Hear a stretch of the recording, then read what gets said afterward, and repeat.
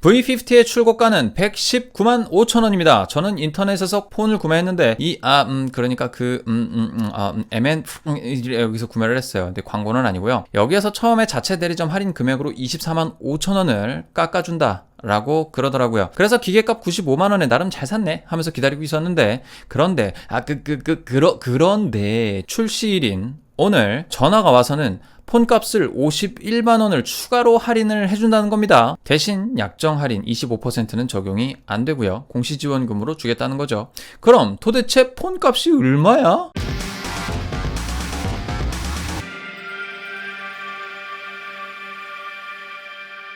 폰값이 44만원이 됩니다. 이걸 2년 동안 약정으로 갚아나가면 한 달에 18,000원씩 내는 상황이 되는 거죠. 일단 기존에 등록했던 것에 대한 가격부터 알아보도록 하겠습니다. 기계값이 95만원에 통신비가 매달 56,250원씩, 그러니까 25% 할인받아서요. 2년간 135만원을 내야 합니다. 합치면 230만원을 24개월간 분납하는 셈이 되죠.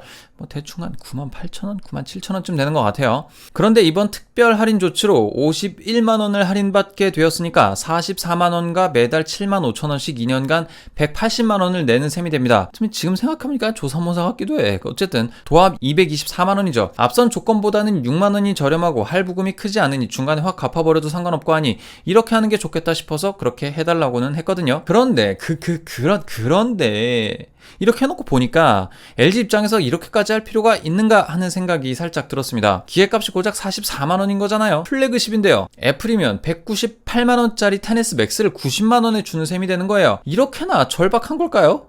늘 절박했겠지만 갑작스럽게 이렇게 공시지원금을 파격적으로 내놓는 것은 이해가 잘 안 가는 포인트이기도 합니다. 땅 파서 장사하는 것도 아닐 텐데요. 일단 이러한 LG의 행보는 다음과 같이 해석됩니다. 일단 자사의 기기를 사는 사람들이 많아져서 인프라를 구축하겠다는 전략으로 비춰집니다. 그렇게 되면 점유율이라는 측면이 실적으로 작용을 해서 기업의 이미지에 좋은 영향을 줄 수 있을 뿐더러 이렇게 조성된 사람들 중 써본 사람들이 입소문을 내줄 거 아닙니까? 개소리! 그렇게 되면 LG의 이미지가 좋아질 수 있을 것이라는 판단에 공격적 마케팅을 하고 있는 것으로 보여지기는 하는데요.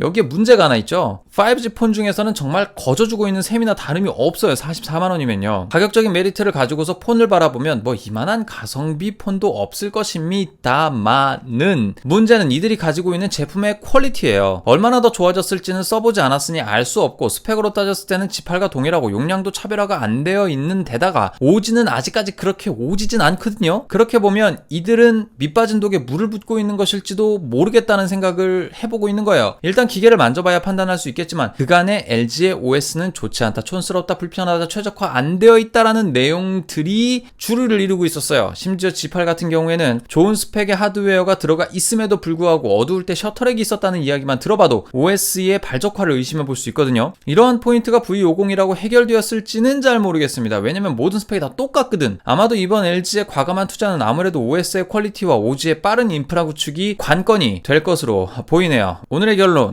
오늘이 지나보면 LG의 이 같은 행보가 밑빠진 독에 물 붓기일지 아니면 공격적 마케팅의 성공 전략으로 남을지 판가름이 날 것입니다. 생각해보니까 근데 애플도 이렇게 공격적인 마케팅 많이 했어. 그치? 아이폰 XR을 사면 있잖아요, $750를 되돌려줬다 하더라고.